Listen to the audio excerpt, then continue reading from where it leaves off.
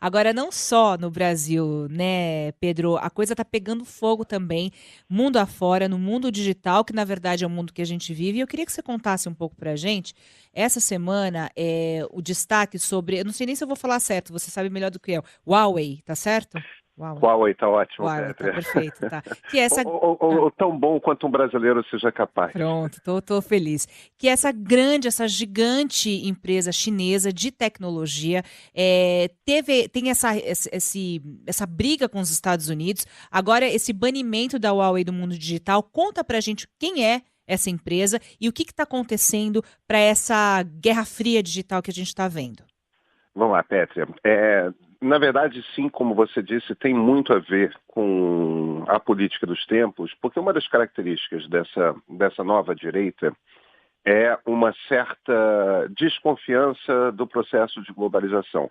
Eles dizem que o problema deles é qual que eles chamam de globalismo, que tem a ver com as instâncias não de governo do mundo, mas as instâncias burocráticas, tipo ONU, Organização Mundial do Comércio e tudo mais, né?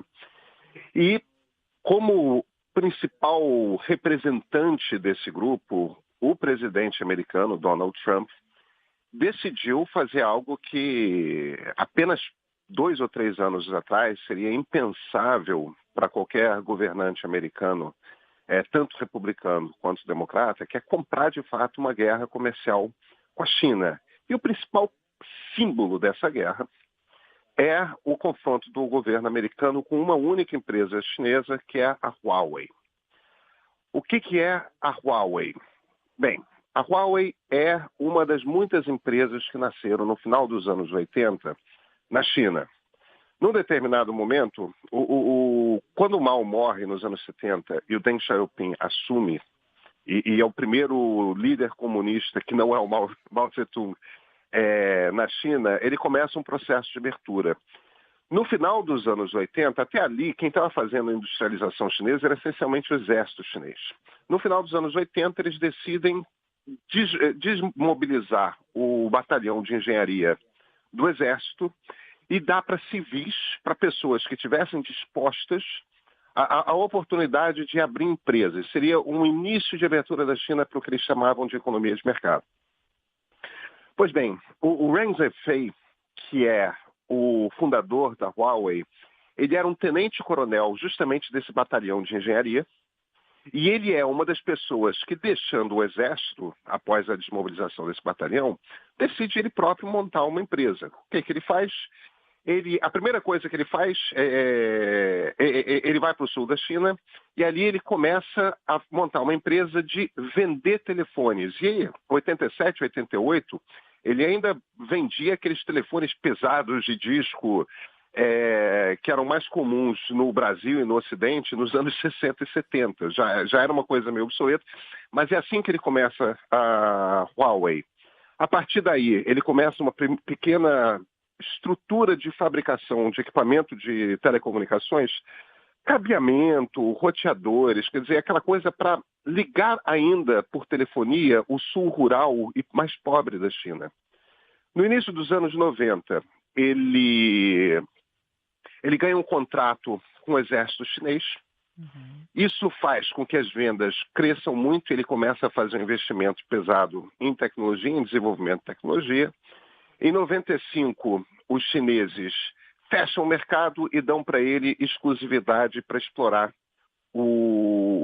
todo o setor de telecomunicações da China. Nessa, a Huawei dispara. Quando ela vem para o mundo, começa a exportar para o mundo em 2002, 2003, ela já era uma empresa bastante grande na China. Uma das características que a gente vê na Huawei é essa coisa que é uma característica chinesa mesmo, né? Os caras trabalham como o diabo. Eles trabalham Uhum. muito, trabalham longas horas. Você não tem na China uma legislação trabalhista que segure muito a quantidade de horas de trabalho que uma pessoa possa fazer para uma empresa e tal. Mas o resultado concreto, Pétria, é o seguinte. Se você vai, por exemplo, para o mercado de smartphones no mundo, a Huawei hoje é a número 2 do mundo. Só a Samsung bate ela, que é uma Uau. empresa sul-coreana. Tá. Se você vai para o mercado de telecomunicações mais geral, a Huawei é número 1. Ninguém vende equipamento de telecomunicações no mundo como a Huawei. A gente está falando de uma empresa que é uma empresa que desenvolve tecnologia e que está no mesmo nível de uma Samsung, de uma Apple, de um Google, de uma Amazon, de um Facebook, de uma Microsoft. A gente não está falando de uma empresa que é uma empresa de segunda categoria ou qualquer coisa. Uhum. Pois bem, o que o Trump fez formalmente nessa última semana? O que ele fez foi, na verdade, foi na sexta-feira da semana anterior, ele baniu através da Secretaria de Comércio, que é o equivalente ao Ministério de Comércio americano, ele baniu qualquer tipo de negócio com a Huawei. Quer dizer, a empresa americana, sem permissão especial do governo americano, não pode fazer nenhum tipo de negócio que envolva troca de dinheiro com a Huawei. Não pode comprar equipamento, não pode vender tecnologia, tudo mais. Isso afeta todas as empresas americanas, mas afeta também quaisquer empresas globais que lidem com patentes que pertençam a empresas americanas. E esse é o maior problema para a Huawei, na verdade, porque o que vai fazer mais falta a ela não é nem a parceria com o Google por causa do Android. O Android é um problema. O que vai fazer mais falta para a Huawei é uma empresa britânica, os donos hoje são japoneses, mas ainda fica no Reino Unido, chamada ARM, ARM. O que a ARM faz? Ela faz design de chip. Ela não faz o chip propriamente como Intel, como outras empresas fazem. Mas ela tem os modelos que todo mundo compra. Como é que eu faço um chip para telefone celular que seja mais rápido, que seja mais devagar, tudo mais? Todo mundo compra os designs dessa ARM que tem uma quantidade enorme de patentes que ninguém mais tem. Todo mundo compra esses designs e a partir do design você faz as alterações que você quer para como que o seu celular vai funcionar. Como muitas das patentes da ARM, que é britânica e japonesa, pertencem originalmente a empresas americanas, a ARM já falou que não vai poder fazer negócio com a Huawei. E todo o resto, o sistema operacional para substituir Android, aplicativos, telas, todo o resto a Huawei consegue fazer com tranquilidade. Uhum. O que pode dificultar mais o trabalho dela e fazer com que ela demore um pouco mais a sair desse buraco do bloqueio americano é justamente essa coisa do chip, né? Do fabrico do chip próprio. Agora, em 2 anos, Eles ela estão resolve fazendo. isso. Exatamente, é o que eu estava pensando. Uhum.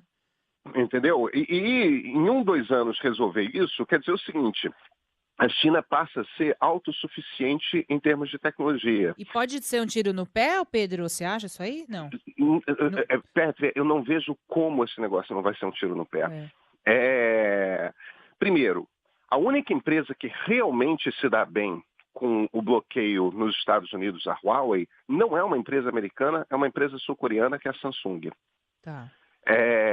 Porque os melhores celulares da Samsung concorrem justamente com os melhores celulares da Huawei. São as duas fazem os melhores celulares Android. Quer dizer, de repente a Samsung se vê na Europa e nos Estados Unidos sem seu principal concorrente. Isso é uma vantagem incrível. Para o Google é um problema porque, no final das contas, se os celulares Huawei rodam Android e são os celulares mais populares na Ásia, na China e crescentemente em países como a Índia também e diversos outros países da Ásia, se isso acontece e a Huawei muda o sistema operacional, começa a usar um sistema próprio, a gente pode começar a ver, Pétria, uma balcanização do mercado de tecnologia. Hoje, qualquer lugar do mundo que você vai, os aplicativos que você usa são os mesmos. É o mesmo Facebook, é o mesmo WhatsApp, é o mesmo... Tudo roda direitinho em quaisquer celulares. Quer dizer, existe uma uniformidade e você desenvolve as tecnologias uma só vez. Se por um acaso os chineses, que estão fazendo uma espécie de um grande plano Marshall, né, investindo uma quantidade muito grande de dinheiro em países da Ásia e da África, são obrigados a criar um ecossistema tecnológico paralelo por não poder fazer negócio com os Estados Unidos, isso quer dizer que a gente vai começar a ver nos próximos 5 anos 2 internets. A internet do Oriente e a internet do Ocidente. E isso não é bom para absolutamente Ninguém. ninguém. Porque você não vai conseguir, percebe, simplesmente fazer com que a Huawei deixe de existir. O que você vai obrigar é a Huawei a inventar um mundo próprio. Isso vai limitar ela a conseguir acesso ao mercado do Ocidente, Europa, Estados Unidos, porque, afinal de contas, você não pode usar aplicativo de empresa americana, você não vai ter um Facebook, né? Você não vai ter um Google, você não pode ter nada disso no celular próprio da Huawei. Mas aí você vai forçar os caras a criarem o seu próprio, né? É tão Exatamente. óbvio. E E essa, já existe uma popularização de sistemas equivalentes a essas redes sociais, que são chinesas no resto da Ásia. então talvez a gente esteja para ver uma guerra fria, uma polarização de verdade. O que a gente está falando de polarização hoje é fichinha, Pedro, diante do que pode vir. Exatamente. E assim, se a gente estica a corda, Petri, olha, o que o Trump falou na semana passada é que não, que a Huawei espiona os americanos, mas jamais apresentou uma prova disso, né? E o argumento da Huawei é, olha, o dia que algum cliente nosso descobrir algo ligado a gente facilitar a China espionar em qualquer país, o mundo para de comprar Huawei. É péssimo negócio para a gente fazer isso. Claro. Eles têm razão como argumento. Pois bem, o Trump estava nessa semana falando, não, vamos... que a Huawei é um horror, porque espiona isso e aquilo, tudo mais. Agora, a gente, de repente, pode incluir esse banimento num acordo comercial. Quer dizer, aparentemente, o que o Trump está fazendo é simplesmente sequestrando uma empresa para forçar a China a fazer um acordo comercial. A China pode topar fazer o acordo comercial ou pode fazer o contrário, né? Sequestrar a Apple. Se virar e falar, a Apple não pode fazer mais negócio na China. E aí a Apple, diferentemente da Huawei, não consegue mais fabricar celular, não consegue mais fabricar iPad, não consegue mais fabricar computador. Muito menos ao custo que consegue fabricar hoje, sem o mercado chinês, né? Então, isso é uma das coisas que os chineses podem fazer. Muitas coisas vão acontecer antes desse banimento se mostrar longevo ou não. Se o Trump sai da Casa Branca no ano que vem, isso vira um soluço de 2 anos e não tem problema. Agora, se o Trump é reencaminhado, a gente pode ver essa nova direita, de fato, contendo a globalização e dividindo o mundo em 2 a caminho de uma nova Guerra Fria que começa através de uma Guerra Fria comercial. Quer dizer, você percebe, Petri, o simples ato de bloquear uma empresa chinesa pode gerar um número de repercussões gigantesco para o mundo todo. E é isso que a gente vê agora, esse desenrolar. E eu gosto tanto desse quadro, Pedro, porque é tão importante a gente pensar e ver como isso tem tudo a ver com a nossa vida cotidiana, né? Com uma maneira que hoje não dá para você, com atitudes simplistas, controlar o que está posto, né? A gente tem essa reflexão muito maior do que precisa, enfim, do que o mundo precisava hoje, e a gente está, infelizmente, caminhando para mais polarização. Pedro, Digital é o mundo, né? exatamente. Pedro, obrigada e até domingo que vem. Até, Petri.